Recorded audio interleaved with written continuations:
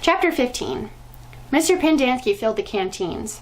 The warden got a pitchfork out of the back of the pickup. She poked it through X-Ray's dirt pile to see if anything else might have been buried in there as well. "After you drop off X-Ray, I want you to bring back 3 wheelbarrows," she said.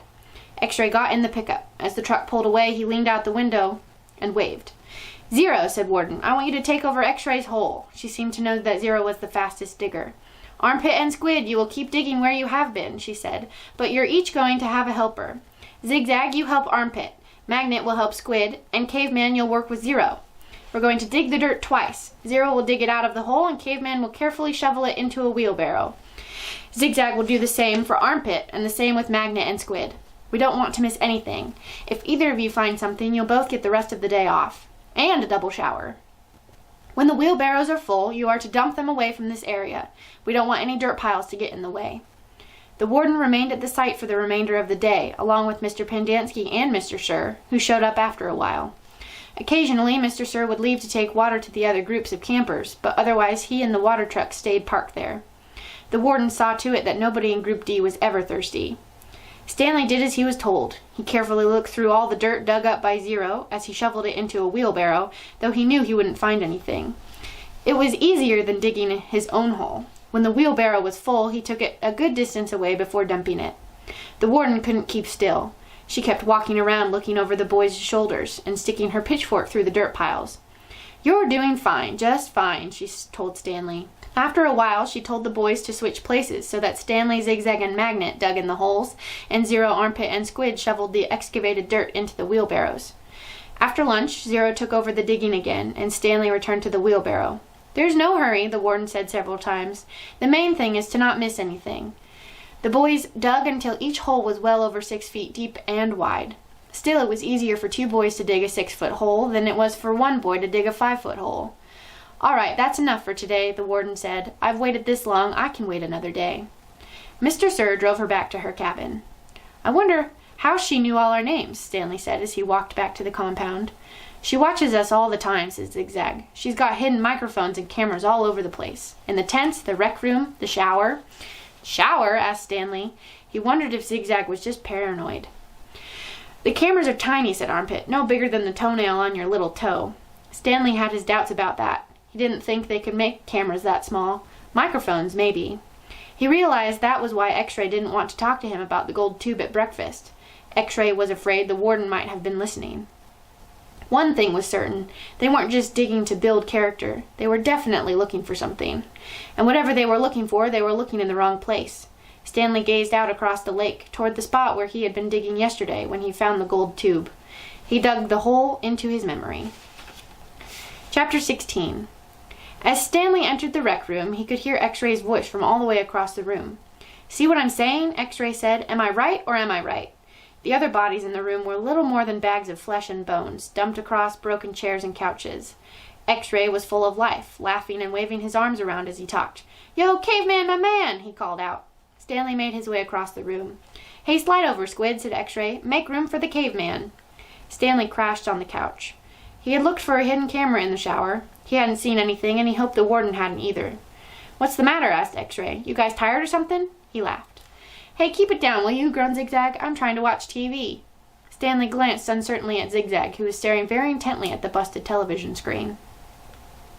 The warden greeted the boys at breakfast the next morning and went with them to the holes. 4 dug in the holes, and 3 tended to the wheelbarrows. "Glad you're here, X-Ray," she said to him. "We need your sharp eyes." Stanley spent more time pushing the wheelbarrow than digging, because he was a much slower digger.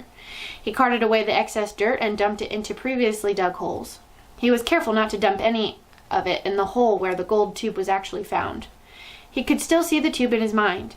It seemed so familiar, but he just couldn't place it. He thought that it might have been the lid to a fancy gold pen. KB could have been the initials of a famous author.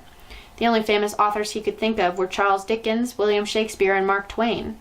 Besides, it didn't really look like the top of a pen. By lunchtime, the warden was beginning to lose her patience.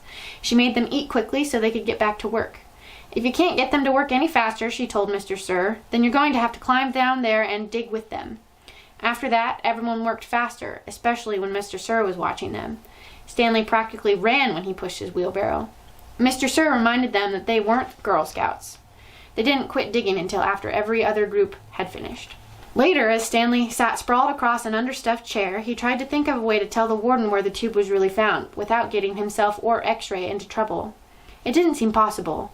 He even thought about sneaking out at night and digging in that hole by himself. But the last thing he wanted to do after digging all day was to dig at night, too. Besides, the shovels were locked up at night, presumably so they couldn't be used as weapons. Mr. Pendanski entered the rec room. "Stanley," he called as he made his way to him. "His name's Caveman," said X-ray. "Stanley," said Mr. Pendanski. "My name's Caveman," said Stanley. "Well, I have a letter here for someone named Stanley Yelnat," said Mr. Pendanski. He turned over an envelope in his hands. "It doesn't say Caveman anywhere." Thanks," said Stanley, taking it. It was from his mother. "Who's it from?" Squid asked. "Your mother?" Stanley put it in his big pocket of his pants. "Aren't you going to read it to us?" asked Armpit. "Give him some space," said X-ray. "If Caveman doesn't want to read it to us, he doesn't have to. It's probably from his girlfriend." Stanley smiled. He read it later, after the other boys had gone to dinner. "Dear Stanley, it was wonderful to hear from you. Your letter made me feel like one of the other moms who can afford to send their kids to summer camp.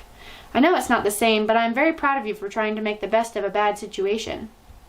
Who knows, maybe something good will come of this. Your father thinks he is real close to a breakthrough on his sneaker project.